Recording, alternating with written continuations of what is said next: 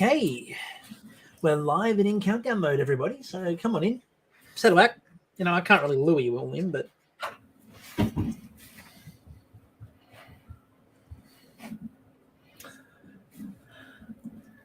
find a seat anywhere you can. Yep, there's lots of find some space. Find some space. There's a bit of room down the front here on the floor. Just make yourself comfortable. Settle back. Not a long one tonight. We've actually got time pressures, so so we're gonna be a quick one. Actually, a quick one.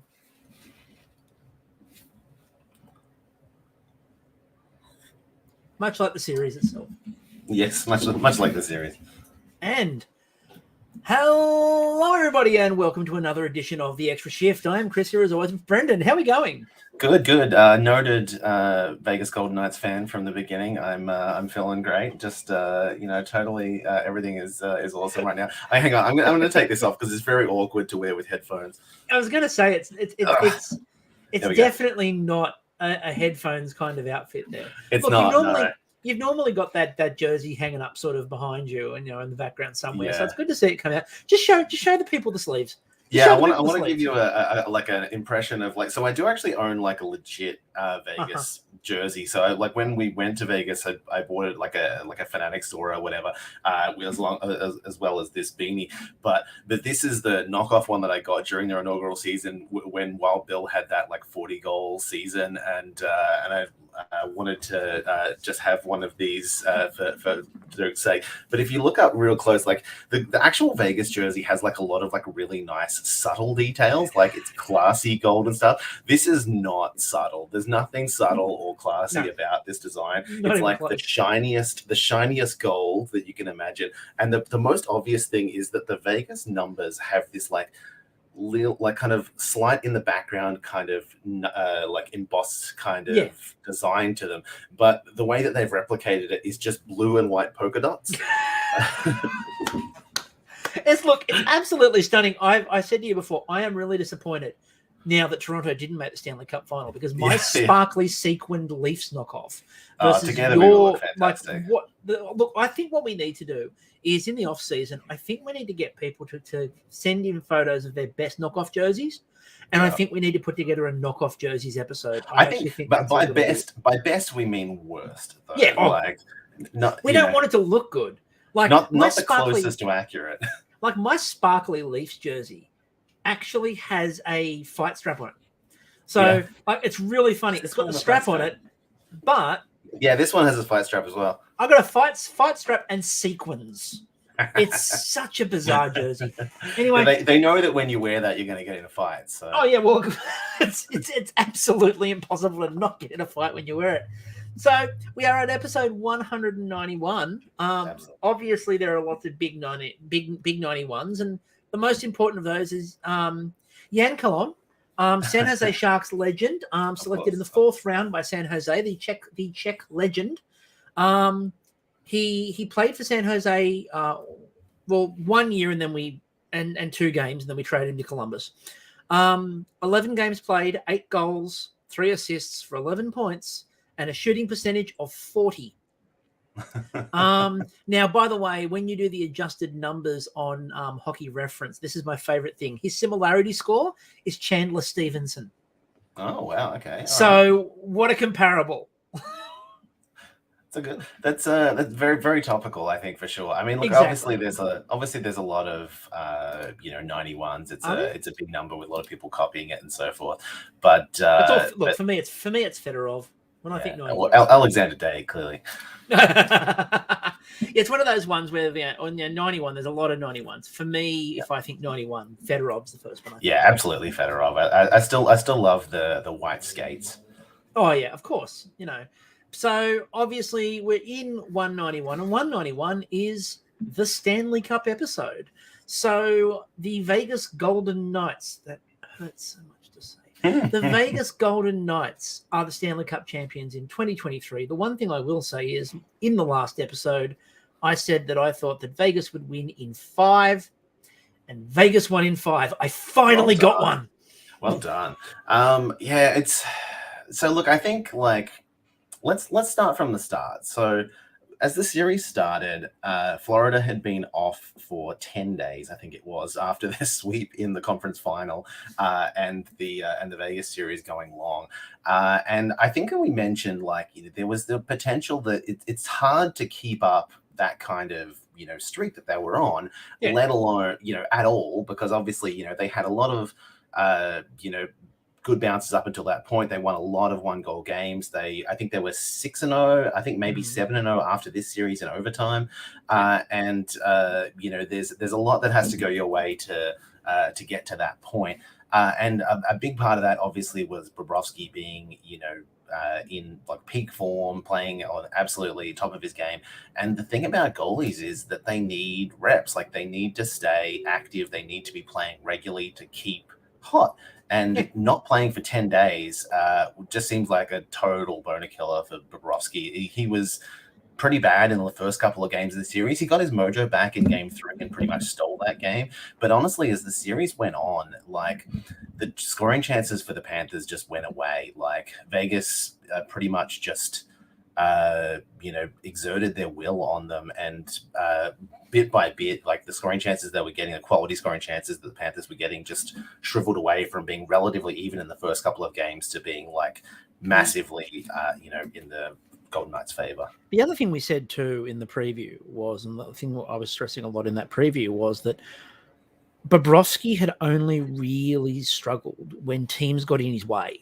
And didn't, basically you've got to get in his face. You've got to get in his way. You've got to make it uncomfortable for him. And he did really well. But as we said, he did really well on clean shots and like breakaways and stuff, which you go, oh, well, it's a breakaway. Yeah, but he can see the puck.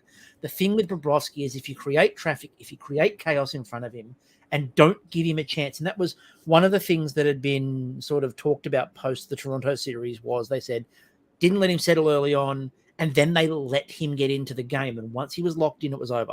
That first period, they created chaos. They didn't do it again. We didn't see it from anybody. We didn't see it in the conference final.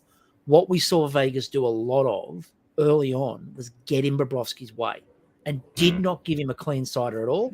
And by the time you started to get into the series, he really didn't have a chance. Yeah, and I think for me, like the big difference, as we kind of previewed, was the level of depth and the guys that could make a difference in the series comparatively. And it felt like Vegas had at least 3, if not 4, lines that they could roll at any time. And once Tkachuk kind of clearly banged up coming into the series, was really kind of unable to go by game 3 or 4. Honestly, for Matt Tkachuk to not play today in the elimination game, in a game that like literally there's no bigger game in his career, he must be half dead. I don't know. I mean, I don't know if you heard the post game, but in the post game when they asked Paul Maurice about Tkachuk, he said in game 4 he couldn't put his own gear on at all, any of it. They said skates, jersey, the works. They said someone. Well, they sat him for most of the third period. He pretty much went out there to tie the game, and he came close to winning it. Yeah, well, that was what they said. They said in game 4, they had someone had to help him with his gear. He couldn't put any of it on himself. They basically dressed him completely and sort of pushed him out on the ice. And like that was what everyone said the same thing. For Tkachuk to turn around in game 5 and go, I can't go. You've got to be dead. So it was, look. It's disappointing, I think, really. Like, I was just hoping at least for, like, a fun series, and it felt like after Vegas went up 2-0, it was pretty much over. It kind of felt for me, very early on, it kind of felt like, and I know that, like, games 3 and 4 were, like, 1-goal games, but it kind of felt very much after you got game 1, you thought, oh, here we go. And then you saw the start of game 2 and you're like, yeah, they're toast. Yeah, and it didn't feel like there was many points in time where it felt like the Panthers. No, even after Florida got 3, at no point did I look at that and go, well, here's the comeback. I went, they got their game. Okay. Yeah, it's pretty much like, well, they have to win the next one, otherwise they're toast. Yeah, and then when the announcement was made this morning, that you weren't getting Tkachuk, it was over, and there was no chance they were winning that game without him. Not even so much because of what he offers on the ice, but I think mentally, that was for me, it was more a mental thing of Kachuk not being there and everyone going, well, okay, so we're going to rely on like Sam Bennett's now going to step up and be top guy. Not really, because that sort of was what it felt like was going to end up having to happen there, and it just sort of felt like it was once you got to that situation, it was done. And Bobrovsky wasn't, again, could never settle. And like if you watch today in particular, once Vegas got ahead and sort of started to put that like the pressure on. Like, as I said, it was sort of the first and the second periods. It was like a slightly closer game. And then Vegas towards the end of that second just put the foot down. And the second they put the foot down, like the pucks that were getting past Bobrovsky, you haven't seen that in the entire run. And it was just like once they got that little bit of a break, Bobrovsky was just like, yeah, we're done here. Yeah. Very scrappy goals. Very scrappy goals, and like it was, they sort of put the foot down really heavily, and to put 9 on them is just Yeah, I mean, like the fact that like they were down 4 and they pulled the goalie with like over 6 minutes to go, and then have Mark Stone had 3 goes at trying to get a hat trick. Yeah, that's it. I mean, look, I think they knew it was over, and like even when the Panthers scored a couple of there was pretty much no celebration. And Aiden Hill just continuing to be Aiden Hill. And yeah, I mean, look, talk about goalies getting hot at the right time for Kevin sure. Kurtz, Kevin Kurtz on Twitter started because now he used to be the Sharks reporter, and now he's reporting on the Islanders. And he was like, San Jose will feel really bad that they traded away Aiden Hill and they gave away Aiden Hill and blah, blah, blah. It's like Aiden Hill hadn't turned into this up until this. Pretty much up until this run.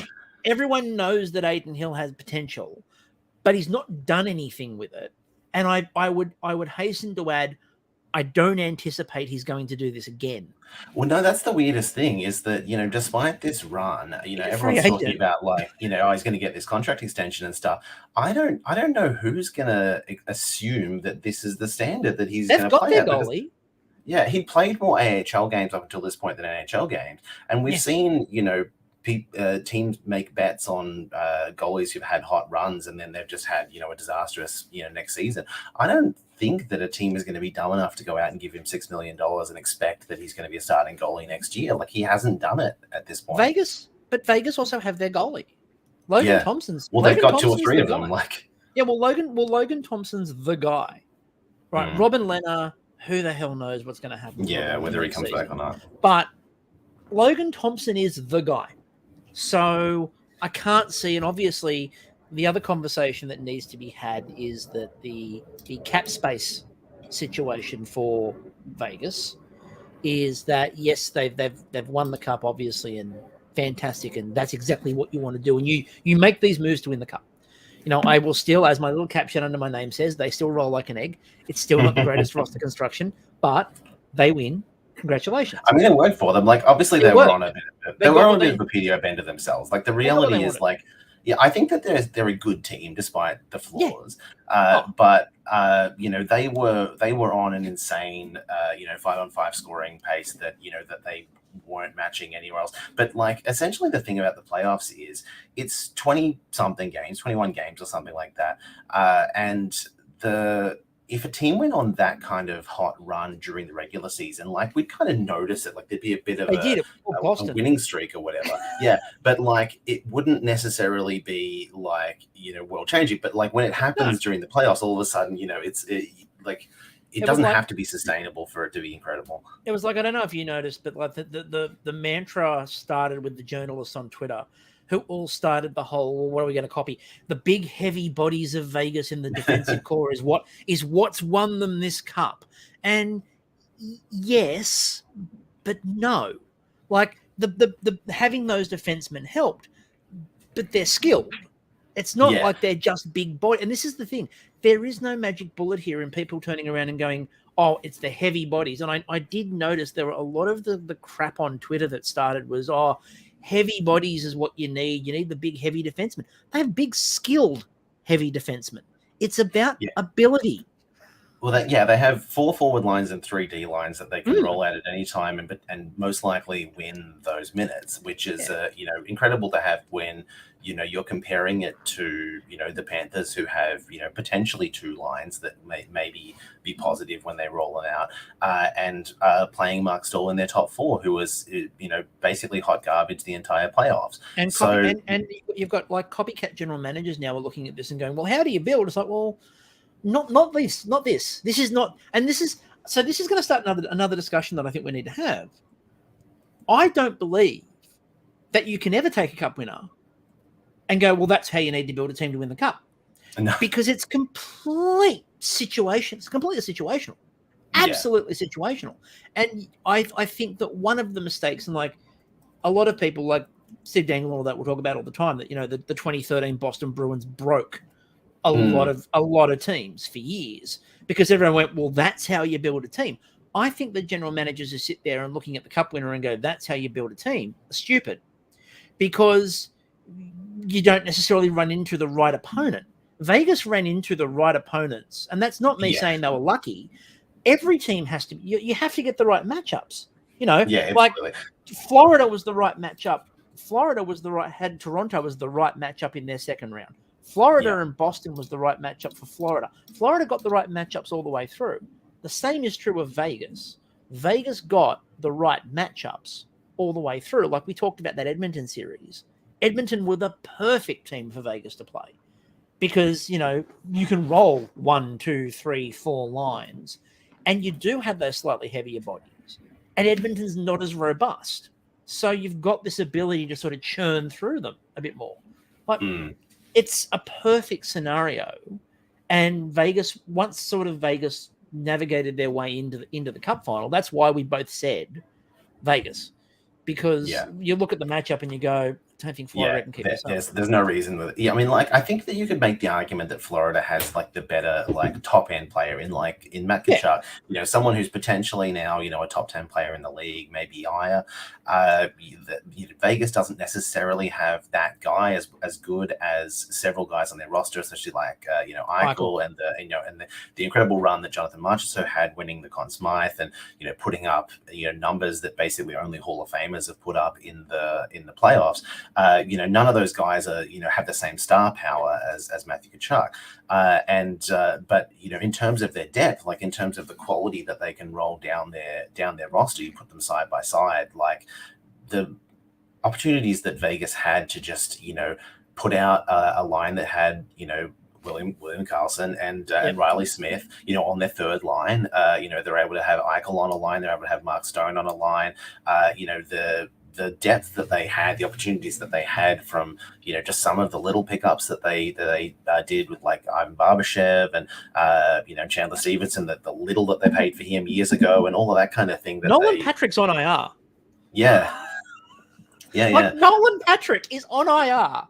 The depth that they have, they just, there's nothing that Florida could have done to compete in all of those minutes. It's kind of almost the same factor as McDavid. If maybe you'll lose the minutes against Tkachuk, but you've got 45 other minutes that you can, you can win. It just sort of felt like, and the thing is, as I said, I've always been very vocal about the way that I think the roster's constructed. I still don't think it's brilliant. But again, situationally, it did exactly what it needed to do. And they deserve this 100%. Definitely. Yeah. I think the most credit needs to go to Bruce Cassidy. And this starts one of my favorite storylines of the whole thing, which is that, and I said this in the group, and I got smashed, by the way, for saying this in the group, including my other Sharks fans who were like, how dare you say this? And I'm like, we're not a challenger at the moment. I hate Vegas, but we're not a challenger at the moment, so I can do this for the lols. The idea that Boston get rid of Bruce Cassidy because he's the problem, go on a record-setting regular season run, and Bruce Cassidy wins the cup. While Boston goes out in the first round. While Boston go out in the first round to the team that Bruce Cassidy beats in the Stanley Cup final. It is just beautiful. It is absolutely fantastic. It's my favorite. A good one for sure. I mean, there's some great storylines. Obviously, Eichel winning with a cup before McDavid is something that no one would have picked in the last 5-6 years. Remember when Buffalo got him, and the general manager at the time gave a sort of sobbing, crying speech talking about how disappointed he was not to get Connor McDavid. Yeah. So much for the idea of, he doesn't need that fusion surgery. We're just going to put him through. No, Jack Eichel was right, folks. Yeah, I tell you what, honestly, Jack Eichel's doctor should get a cup ring because not only did he fix Eichel, but he also did work on Mark Stone's back for him to be back in this playoff run. He 100% deserves a ring. Yeah, absolutely. I mean, look, obviously the most obvious narrative is probably the revenge tour for Marchessault and Smith against Florida. A team that literally paid Smith to take for Vegas to take Marchessault off their roster. Guys that have been there since the inaugural. I think there's 6 guys left on the roster. Yeah, there's 6. They were talking about it today, and one guy, only one player they drafted. Yeah. Like they've got one draftee. Everyone else is a trade or an expansion. That's the story of Vegas in general, though, and I think it's interesting because the narrative around Vegas, especially lately, has been the lack of loyalty to their players. Which we're going to see again, by the way, in this offseason because for sure. I mean, they've got $3.4 million in cap space and a lot of moves to make. Yeah, for sure. I mean, look, obviously, but I think that that's been their story the whole time. Pretty much, they got themselves in a bad cap situation early, and to be honest, like as much as like maybe there's a better middle ground that they could find there, I think there's also a different way to look at it. Like the Vegas also just kind of has no sunk cost fallacy. Like they have no point where they kind of go, oh, well, look, we paid all of these assets to get Thomas Tatar. We've got to hang on to him. Oh, we swapped him for Matt Pacioretty. We've got to hang on to him. Like they just go, well, this isn't working out for us. We're just going to throw more money at it because we want to win now.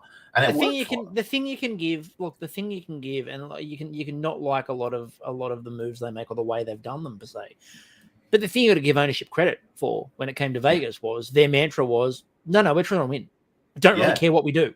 We don't care how we do it. We want a cup. And we're not in here to go, oh, we're going to develop this young core of talent, and we're not going to do this. We want a cup. And what do we need to do to get a cup? And, again, things like, for example, my favorite part of the whole thing, apart from the Bruce Cassidy side of things, is that Tom Poroshka, general manager, has a cup. Like the site that predated Cap Friendly, right? He disappeared because Vegas got him as their draft analyst. And, he was at the 2017 draft lottery. He's been an integral part of their backroom staff in terms of analyzing trades and draft and value and capital and all those sorts of things. He's got a cup ring now. Like he's got a ring, and the moves they've made have got them exactly what absolutely. The brief was. The brief was win a cup. If you look back at their expansion roster now, like as much as some people want to claim like, oh, they were handed this cup, they were, this was a freebie from the league, all this kind of stuff. Like, as we said, there's like 6 guys left on that roster that were there during the expansion, and they're not, like as great as, Marchessault's run has been, we're talking about like guys like Marchessault, Smith, Carlson. Yeah, it's Carlson, Marchessault, William Carrier, Brayden McNabb, Riley Smith counts as assigned, but I think technically Zach Whitecloud was on their roster, but only played 1 game in the first. Zach Whitecloud counts as signed, but he's the same thing. So that's why almost everyone else they've picked up over the course of the last few years by just going out and getting, who they want. They were like, we want to get Alex Pietrangelo, we're going to get him. We want to get Mark Stone, we're going to get him. We want to get Jack Eichel, we're going to get him. Like, I think if there's something that NHL general managers take from this is to be bold and go, well, rather than getting scared about, oh, I can't trade for this superstar or whatever because it's gonna cripple me or whatever. Maybe just go for it. It's the thing that, like, when we talk about San Jose, and to bring it back to the Sharks, of course I was going to, but when people talk about, the Sharks really screwed up with that Erik Karlsson trade, and no, like the Alex Pietrangelo trade is exactly what the Sharks were trying to do. Exactly what the Sharks were trying to do. It worked for Vegas. Right, San Jose got to a final and got to a conference final with Erik Karlsson, and it nearly worked for them. But it's worked now for Vegas. That Pietrangelo contract is going to age horrifically badly. And if you watched him actually in the last couple of games, he wasn't very good. Today he was absolutely bloody terrible. One of the Florida goals, by the point it was already dead anyway. Yeah. But one of the Florida goals was literally the puck was laid straight at Pietrangelo, who put his stick down and sort of lifted it over his own goalie with absolute minimal anything, and just looked and went, "Oh crap!" Oops. But like that's not going to age very well. But nobody cares. No, that's because you win. They did what they needed to do, and that's the point. If you make one of these big swings and you miss, then people are going to go, "Oh, you're stupid." If you make one of these big swings and happen to win a cup, it changes the mantra completely around you, and everyone now thinks you're an absolute genius, which goes to show you that most general managers know nothing. Yeah, and a lot of it is historical. It's a shot. But what they did was put themselves in the spot to have Jack Eichel and Mark Stone and Alex Pietrangelo all sitting on the same roster, and then Marsha Stone's, Riley Smith, and like they just went out and went load.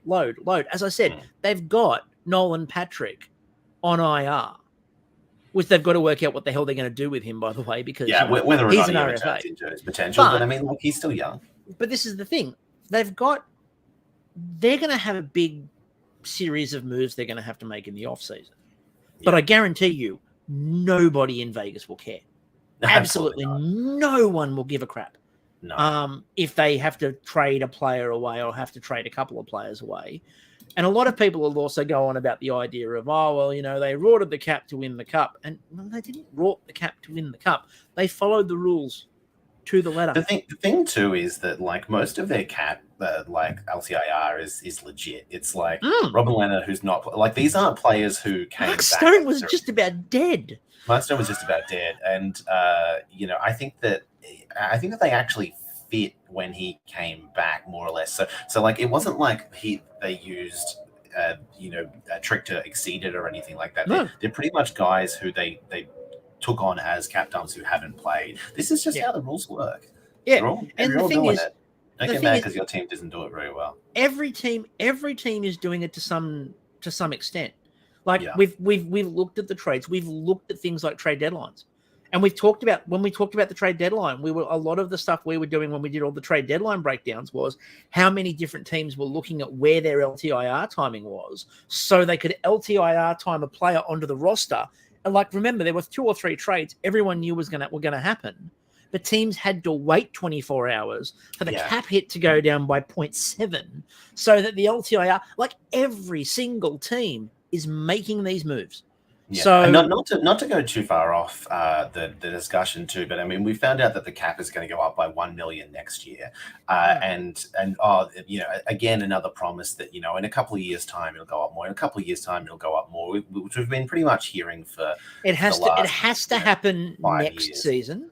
It has to happen. But no, it actually has to happen next season because I don't disagree with all of that, but just we keep hearing every year about how the NHL is doing, the best it's ever been, all this kind of stuff, how all much money that they've made, and then it's like, we can't possibly have our team spend. Oh, that's a stupid argument between the league and between Bettman and the league and the players because they won't pay escrow. But this season it's only going 1 million. The following season it has to go up because of the agreements that are all put in place. So it will jump massively, but it's stupid that it won't jump this year because Gary Bettman wants them to pay back escrow. Yeah, that's part of the reason why teams in the last 5 years have been running into all of these cap problems or whatever because they just don't have the freedom to move around as much as they should. Yeah, because you can't go out and sign players because now the one thing I will give. By the way, did you pick up in the trophy presentation that Bettman took a massive swipe at the NBA? No, I missed it. So it was a very subtle one. It was a very subtle one. So when they presented first of all, they did the whole Vegas is a hockey town thing, which is a shot at the Raiders and a shot at all the other sports trying to move into Vegas now. And then the follow-up to that was he turned around and went, Mark Stone, as is our tradition with this 130-year-olds worth of trophy, we give our trophy to the captain. So come and get the cup. Because, of course, yesterday the NBA was giving that to the Denver Nuggets, and everyone commented again that the NBA hands the trophy to the owner. Has to please like our sports. Yeah, everyone gives it to the owner. So Gary's like, unlike other sports, we give the trophy to the captain. I'm like, oh, God. Gary, are you really taking a shot at the NBA? Try your best. So, look, obviously not the greatest cup final. We'll do a bit more in depth later on because we've got a very time pressure today. But we will go into a bit more depth in terms of for what teams are going to look like, and we'll talk a bit more about Florida then as well, because it'll be interesting to see what Florida looks like. Obviously Vegas won't look the same after this either, but again, they've got cup rings, including Phil Kessel, so who cares? Yeah, three cups for Phil, and his and he took he took a massive swipe. His post game where he turned around to the press and said, I was told in Toronto that I couldn't win. Now I've got 3 cups. Yeah. There's not many active players with 3 cups, and no, exactly. Although I mean, classifying Phil as active, I think there's about 6 or 7. It's pretty much a few of the Penguins, Kane, Maroon, and Kessel now. Pretty much. Although to be fair, again, if you classify Phil as active. I mean, he played during the regular season. Surprisingly, he didn't play much during the playoffs. I felt like he could have done something on this roster, but I don't know. I mean, I can't criticize the decision that they made now. Clearly, they won, but I would have liked to see him get a little bit of a skate every now and then, especially pretty much the fact that they were benching not just Kessel but Teddy Bluger, who they acquired at the trade deadline too. Like they still had more depth that they could have played, which I think could have kept up with Florida as well. That just kind of goes to show you how deep this Vegas team was. To whoever called me a sellout, yes, who do you reckon it was? But I did, Mr. Winnipeg himself.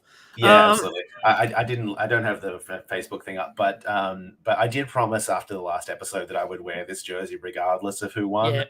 So I'm just fulfilling my promise. He really is. So let's move on because we've got some more stuff to cover before we finish up, and we've only got a limited amount of time to do it. So in my best, Gary, we have a trade to announce. I think you're going to want to hear it. So there are a couple of trades. Let's talk about they're both Columbus. Because the Columbus Blue Jackets have decided that they don't like hockey, and they don't like people, and they don't like people liking them. I think the thing that sums it up for me is that meme from Glee of the coach being said, I'm going to make the most toxic work environment that I possibly can. Like I think that's pretty much what Columbus is going for. First of all, they have not hired a coach yet. If only we knew who they were going to hire as a coach, Mike Babcock. But if only we could work out who they were going to Mike Babcock hire, it would be really handy for Mike Babcock. Obviously, they're waiting for Babcock because if they hire him before the end of the month, they owe Toronto. But if they wait until the end of the month, they owe the Leafs nothing. So they're waiting for the end of the month. I mean, it makes sense. There's no reason to pay them for. There's hardly a clamor. No one is clamoring for Mike Babcock. But what have they done to go and make this the most Mike Babcock team to ever Babcock? So first of all, I'm going to talk about the three-way trade first, and then we'll come back to the easier one. So there was a three-way trade between Columbus, LA, and Philadelphia. I'm a bit worried to say that Philadelphia might have won a trade, but I think they did. They won a trade. So I mean, not that I don't think that much of this has like a massive impact on anyone's ability to compete or anything, but so the Philadelphia Flyers got Cal Peterson, Sean Walker, and Helga Grans. What a name. And they also get from Columbus, they get the 2023 first, which is actually LA's 22nd. So it was weird the way it worked. They also get a 2024 second conditional. And the condition is that after the 2024 first round is complete, Columbus has to decide which second round pick they're sending. So they get until the first round next year to make a decision. LA basically took some rubbishy contracts and $6.75 million of Ivan Provorov. And then Columbus get Provorov. So, look, this is interesting for a number of reasons. Provorov, obviously, look, the off-ice stuff, we had obviously the Pride jersey thing. There's also a lot of things that came out after the fact that in Philadelphia he wasn't popular. And it takes a lot to not be popular off the ice in Philadelphia. But on the ice, he's not been good. No, he's going to struggle for a while. There's also been a lot of hockey writers who are doing this thing about big body defensemen. Yep, Columbus are out there getting this big body that you're going to hear this the entirety of the summer over there. You are going to hear people talk up big body defensemen as being the way forward. They have to be good. And Provorov's not that good. Over the last couple of years, Provorov's impact hasn't been particularly great. Like there was a point in time, I think maybe 2 or 3 years ago, where he was thought of as like, he's going to be this impact guy, maybe not a number one, but like a number two guy that is going to, eat all these minutes, block all these shots, be physical, do all these kind of things or whatever. But like, obviously, I'm curious to see what he looks like out of the context of Philadelphia. But really, I suspect that, with the injury troubles and stuff that he had over the last few years, he's not able to kind of be the potential player that he could have been at some point in time. I'm curious how this turns out for him, but I can't see a point in time. I can't see a likely scenario where Provorov suddenly becomes significantly better at this point in his career after being pretty average over the last couple of years. So the interesting part about this trade for me is the Columbus bit with Provorov is they went out and got themselves a big defenseman because Mike Babcock's coming in and he loves that sort of thing. The interesting part for me is LA basically cleared $5.5 million in cap space by sending those players to Philadelphia, which is a good move. But they've got to re-sign Jonas Kopsalo, and that's what some of that money is going there. Sending Cal Peterson out is good for Philadelphia as well because Philadelphia don't really want a goalie that's good because they're trying to tank. The interesting part for Philadelphia that's coming around is that there are a lot of stories that Carter Hart is available if you ring them and ask them nicely. And that will be interesting to see if anyone decides that they think they can reclaim Carter Hart. Look, I think there's a really good goalie still in there, but he just got his start too early and he probably needs a little bit more time, possibly not in the firing line in Philadelphia, possibly to go and be a 1 or a 1 and 1A somewhere where he can get split time with. Maybe if I was a team that had like a veteran that was able to play half the starts, I'd look at Carter Hart as a really good pickup in terms of, look, we might be able to rehabilitate him and giving him a veteran who can maybe work with him could be really good. Minnesota, I'm looking your direction, possibly, but I Carter Hart will be interesting to see what they get back as a trade. That's the other thing too, because his value's plummeted. We're also about to find out by Provorov going to Columbus and Hart probably going somewhere else. We might be about to find out really why the Flyers' defense was so bad. Which part was the problem? Was it the defense? Was it Carter Hart? Was it a mixture of both? Which I think is the answer to the question. But we're looking forward to seeing what happens there. The other acquisition. Damon Severson re-signs with New Jersey and then is traded for 6.25. His 6.25 salary goes to Columbus for a third-round pick. I think this is an interesting kind of under-the-radar one because Severson is a little bit of an analytical darling in terms of his like on-ice impact. Whether or not that actually really translates to points is another question. He's had points in time where he's gotten a role and put up like a bunch of points, and then even to kind of coming into this last year, there was a question of after his success the previous year, would he keep his power play role and so forth. That immediately went back to Dougie Hamilton, and then his value and his actual like kind of counting stats just fell off the map again. I can't see a situation where he ends up putting up a bunch of points in Columbus because at this point in time, like they're they've got a lot of guys on the blue line there now with adding Provorov and Severson. I'm not sure who the odd one is out, because assuming that Werenski is healthy at the start of next year, I imagine that he goes right back to being their top power play guy.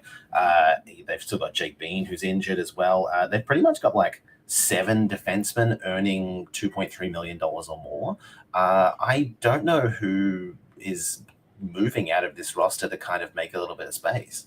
Yeah, I don't know. I don't know what they're going to do. I think it feels a little bit, I don't want to say Vegas-y because, Vegas had a bit more of an idea, but it feels a little bit Vegas-y in terms of we're going to sign every single person we can think of. And then we'll work it out. And then we're going to work out. And I wonder if Jarmo Kekalainen has been sort of told that he needs to do something or else, because they were supposed to be decent this year and they weren't.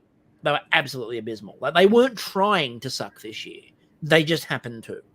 And I wonder if this is Jarmo going, I've got to do something. Let's just sign every single person we can sign. Let's get Mike Babcock because he will make them play responsible defensive hockey. Yeah, and we've got to make this look respectable. Now, Johnny Hockey's here. We've got to make this team look respectable. I can't imagine Johnny Gaudreau's necessarily liking the idea of playing under Babcock, but no.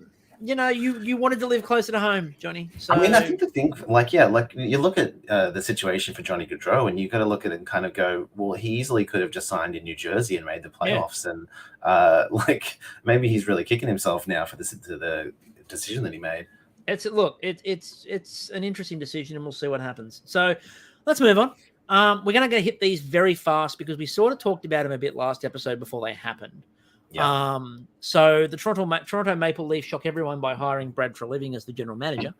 And the Pittsburgh Penguins have shocked everyone by hiring Kyle Dubas as the president of hockey operations, with press conferences that happened within half an hour of each other. Look, both those hirings, I think it's going to be really interesting. I think that both those hirings could work out quite well for both. I don't think that Treliving adds much to Toronto. I think, and the interesting part is that the noises coming out of Toronto afterwards is they're changing nothing. It kind of seems a little bit like it kind of seemed a little bit like, we're just kind of bringing in this guy to be someone that people like and a steward of where we're kind of just staying course, really. The more interesting move, I think, is Shane Doan coming in as AGM, which seems to be purely because Austin Matthews idolizes him.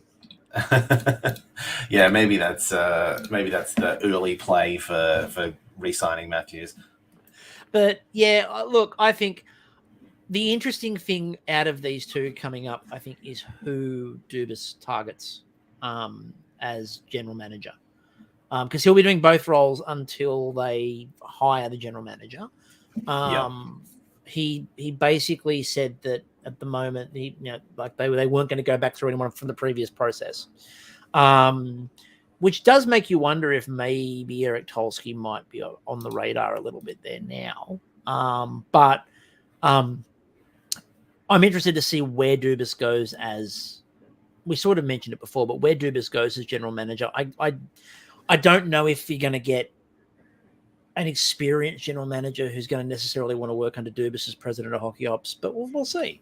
Yeah, it's gonna be an interesting choice. Like, whoever he hires obviously is going to be on the same page as him in terms of the way that he sees things. So that probably rules out a bunch of the usual candidates. But I imagine that even if he has to do both roles for 6 months or whatever, it's probably not a big deal. And I'm going to put it out there right now, more likely to go deeper in the playoffs next year. I'm going to go Pittsburgh over Toronto.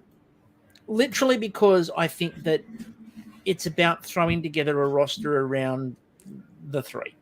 Yeah. And, Toronto, it's really interesting as well, the way that the media started to leak out a bit more about that. Everyone the Leafs all love each other.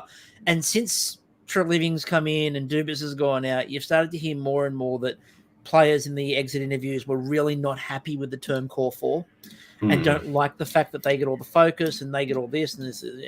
It's a really interesting time for Toronto, I think. And I think that Pittsburgh is not so much focused on any of that. It's just who can we put around Sid. And that's not the hardest job, realistically. No. Like, they've got the hard to get pieces. They all played well in the past year.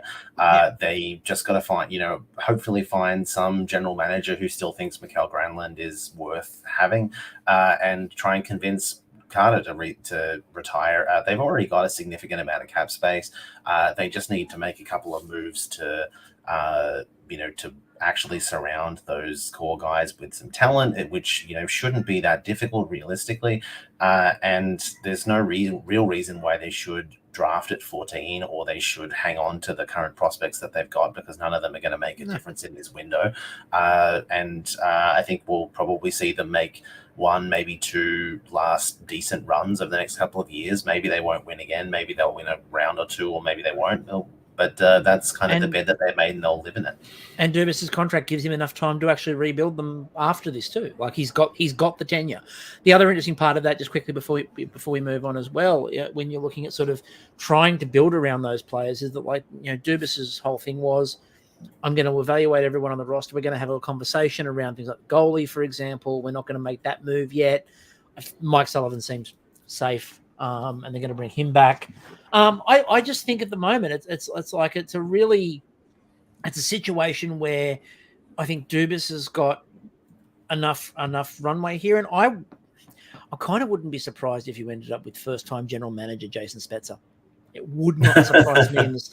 He's going to turn up. He's going to turn up in Pittsburgh working for Dubas. It's where I get the feeling they might put him into a general manager role with Dubas overseeing him as hockey ops. Makes sense to me. Maybe in a couple of years' time. We'll see. I'll see. Anyway, the New York Rangers have walked to the brink of almost making a massive mistake, but then pulled back from John Hines and signed Peter Laviolette as their head coach. Look, it's a retread, and we all know it's a retread. Yeah. I think it's a better retread than John Hines. Yeah. But the fact that they were going to sign Laviolette, then suddenly there was like 3 or 4 days of John Hines. And I'm like, why? like why? Like Barry Trotz could not wait to fire John Hines. The first thing he did on day one in Nashville was terminate John Hines' contract instantly. He walked in the door and went, go.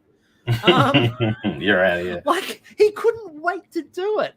So I'm just I was staggered that Hines got brought up as maybe the Rangers go this way. Laviolette was linked from day one. It makes absolutely perfect sense to me, and I think it's a decent hire for the Rangers. It's a stable hire for the Rangers. I think it's a bit of stability. Everything else is up in the air there. I think that this is as much stability as you're going to see for the next little bit in New York. Interesting to see what Laviolette can do with that roster, especially some of those young players. I mean, I don't think it shouldn't be difficult for there's no reason why he couldn't come in and the team all meshes at the right time and they go on a decent run and so forth. Like it's not a we know Laviolette's team. We know Laviolette's systems work. Like we know that his systems work. It's just that he's not been able to get over that hump at the end, which is you can say that of a lot of coaches in the league. He has a shelf life of success that and New York is one of those teams that is at the moment in a win now situation. They're like, we need to win now. Like we've got the contracts here, we've got to win. Anaheim named Greg Cronin as the head coach, which not a name that had necessarily been openly linked with them. The head coach of the Colorado Eagles for a long period of time. Yeah, it's seeing some of these guys that have been in systems for a while. We saw it in Calgary recently, and guys that have kind of been there and probably reaching that point where it's like, well, if you don't give me a significant role soon, some other team's going to hire me, or I'm going to move elsewhere or whatever. So I think it makes sense for them in that regard. That I don't think anyone expects that Anaheim is going to be a playoff team or anything like that in the next year necessarily. So it makes sense to bring in a coach that's presumably been good with young players for some time and is going to hopefully be someone that can usher them through the next few years until they get competitive again? I mean, you've seen my reaction every time someone's hired a new coach. I've messaged you and gone, "Thank God Ryan Wachowski's still at San Jose," because I'm terrified someone's going to steal him, and I still maintain he's the next San Jose Sharks coach. They've just got him in the system to learn. And to finish off, the Senators have been sold, pending, but sold, and they've been sold to the most boring option. Of course, that was always going to be the NHL. Michael Andler. So, as everyone's got to joke around about on Twitter, the Canadiens now own the Senators. Not quite. He was a minority shareholder of the Canadiens. Who I think he has to sell that share. Yeah, right? he had to agree to sell his Canadian shares in order to buy the Senators. So he owns 90%, and the Melnick family retained 10% in the club. It'll be interesting. He's been trying to buy professional sports clubs for a while now, and I'm disappointed that all of the big name bids all fell over. And well, I mean, look, it ended up being, I think, a money game. Like it ended up being quite like a $1 billion sale, and it took a long time. There's a lot of conversations, exciting options, and it just didn't seem like the money was there for some of the other celebrity owners and so forth. I think the really interesting part of this, before we sort of finish up, the really interesting part of this is that the conversations happening at the moment around what's happening in Ottawa. There's already a lot of conversations that Endler's got his general manager, and it's not Pierre Dorion. That basically he's got a staff he wants to bring in. He has all of these positions lined up, and there's a guy that he previously brought into the Canadiens who he wants as his general manager. So the talk is that basically he's coming in and cleaning house. That'll be interesting to keep an eye on, and I reckon that'll be interesting to see where Pierre Dorion ends up next to. Yeah, that's true. That's, I mean, like, I don't think that the Sens have done anything that, makes anyone in that organization safe. No. There's certainly, moves that could be made there to kind of make it their own and try and put an interesting product on the ice. I'll be curious to see how the Sens look in the next year. Obviously they traded for Chychrun recently. Kala had a great year. Sorry, hang on. I'm talking about Arizona. I've gone. And Senators did trade for Chychrun, right? They traded for Chychrun, yeah. Yeah, sorry, right. I got myself confused with Keller all of a sudden. But obviously, like with Brady Tkachuk and the guys that they have there, and we were talking about them, not us personally, but people were talking about them coming into this last season as all of a sudden this is a good team. They've maybe taken a step back from that, considering they're now talking about moving to Brinket. But the funniest part about this, by the way, is the idea that Pierre Dorion finally gets it right and starts to look like he knows what he's doing as a general manager, and they sack him. Yeah. That is the funniest part. Not that it all worked out. Not that it all worked out. But the idea that he starts making moves and everyone's like, "Oh, look, Pierre Dorion actually knows what he's doing. This could be good." Suddenly he's gone. That is one of the funniest parts of this for me. So it's true. So that's going to do it, because we're not a short one tonight because we've got some time pressures, but we will be back to look at things like the draft is coming up. We will be looking at the draft. We will obviously then be doing a bunch of stuff for the postseason. We don't go away. In fact, we have some really fun stuff we're going to do. There's a couple of little documentaries and stuff we're going to have a look at. So we've got a mountain of stuff still to come. Thank you, everybody, for listening. Thank you, everyone, for watching. We will be back probably in a couple of weeks' time, or not, well, just before the draft, with our draft special, and we will catch you all later. Thanks. See ya.